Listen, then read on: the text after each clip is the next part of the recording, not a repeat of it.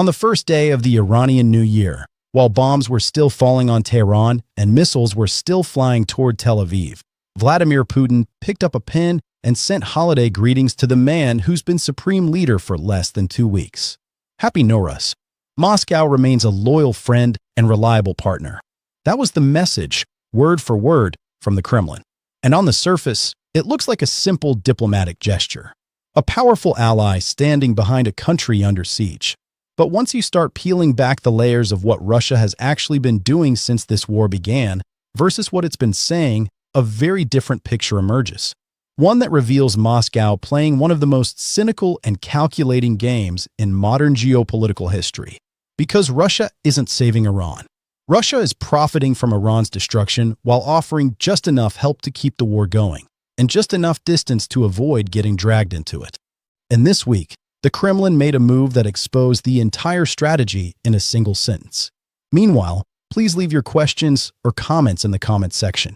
I will answer each one individually as time permits. Also, I would be very happy if you like the video and subscribe to my channel. Now, let's continue. Let me start with the Nowruz message itself, because the details matter. Putin sent congratulations to both Mojtaba Khamenei, Iran's newly installed supreme leader, and President Masoud Pezeshkian.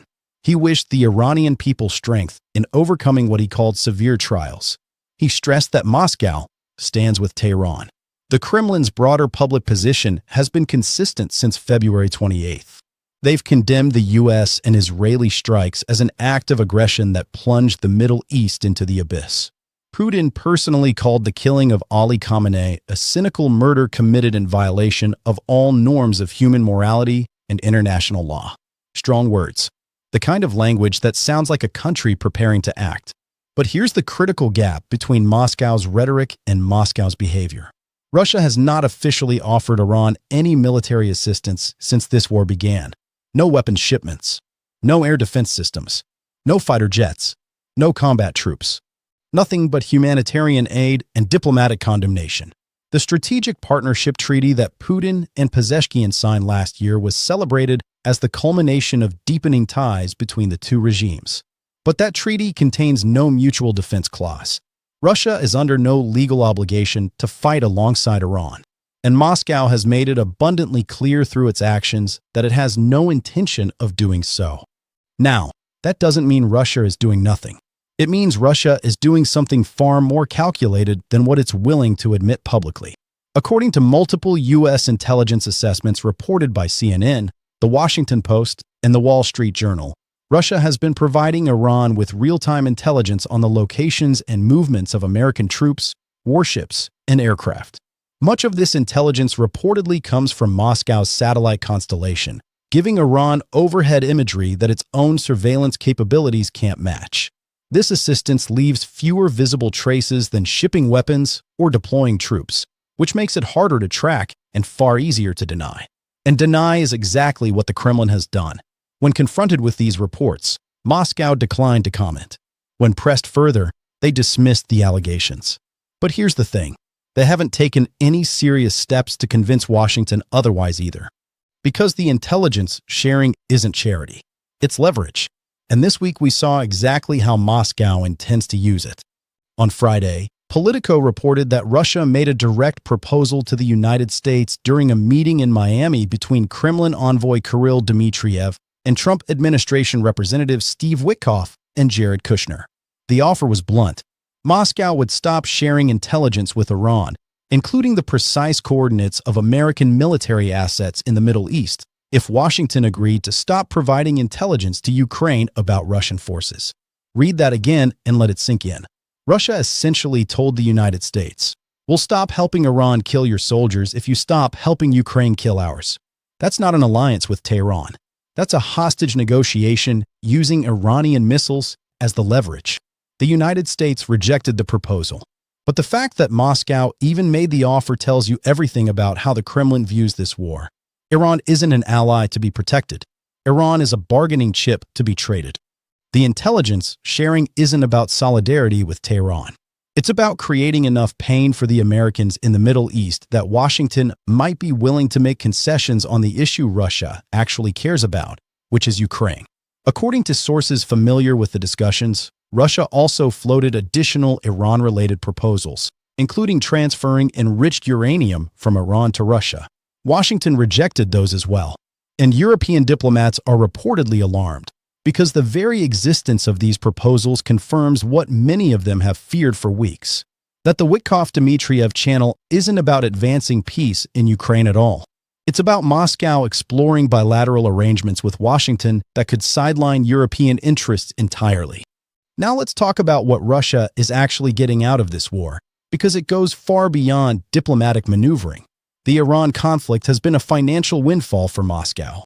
With the Strait of Hormuz effectively disrupted, roughly 20% of the world's oil exports are under threat.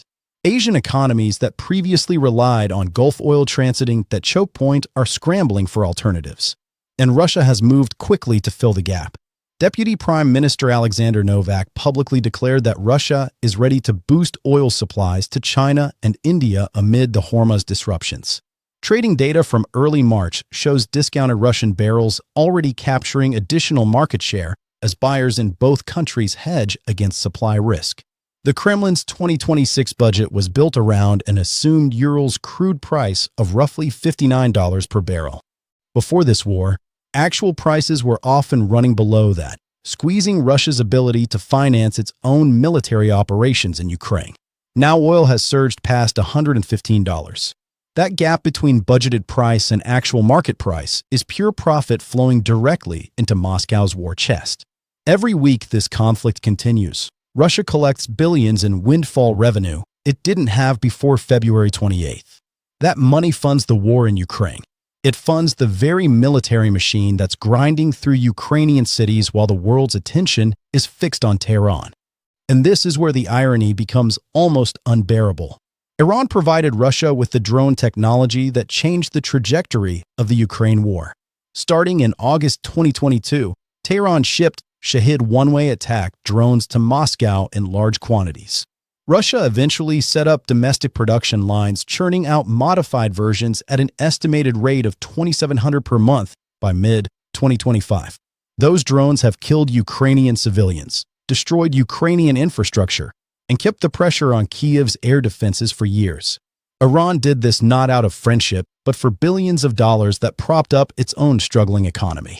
And now that Iran is the one under attack, now that Iranian cities are being bombed and Iranian civilians are dying, what has Russia sent in return?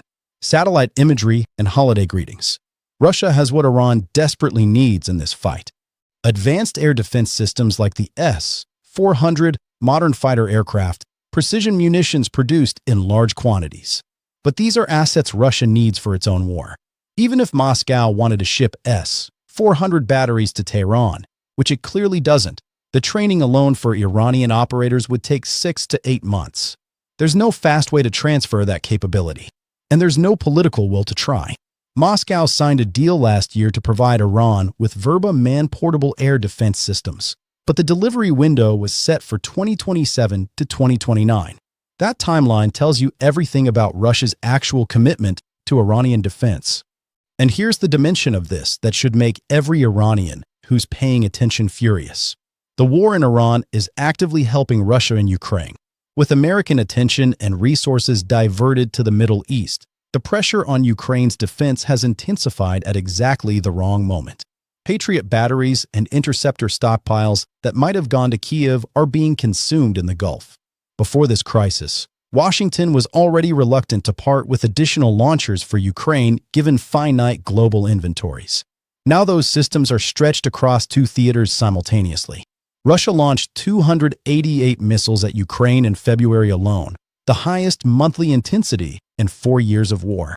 Moscow is exploiting the distraction with deliberate escalation on the Ukrainian front while publicly wringing its hands about the tragedy unfolding in Iran. Meanwhile, Ukraine itself has become an unexpected player in the Gulf theater. President Zelensky announced that Ukraine would assist Gulf states in countering Iranian drones by providing its own cheaper, battle-tested drone interception technology. Ukrainian advisors and systems are reportedly being deployed to the region. The country that Iran armed Russia against is now helping defend the countries Iran is attacking. The geopolitical circles here are dizzying. So let's put the full picture together. Because what Russia is doing in this war is a masterclass in strategic parasitism. Publicly, Moscow condemns the strikes, mourns the dead, and sends Nowruz greetings. Behind closed doors, it shares just enough intelligence with Tehran to keep the missiles flying and the oil markets disrupted, but not enough to decisively change the outcome. It collects windfall oil revenue from the chaos. It uses Iran as a bargaining chip against the United States to try to weaken support for Ukraine. It exploits the distraction to escalate its own war while the world looks the other way. And it watches as its main Middle Eastern partner bleeds out, knowing full well that a weakened post-war Iran will be even more dependent on Moscow than it was before. Putin's Nowruz message said Russia remains a loyal friend. But loyalty in Moscow's vocabulary has always meant something very specific. It means we stand with you for exactly as long as your suffering serves our interests. The moment it stops being useful, the friendship becomes a footnote. Iran gave Russia the drones that terrorized Ukrainian cities. Russia gave Iran satellite coordinates and a holiday card. That is the friendship. And that is the reality that neither the Kremlin nor the regime in Tehran wants their people to understand.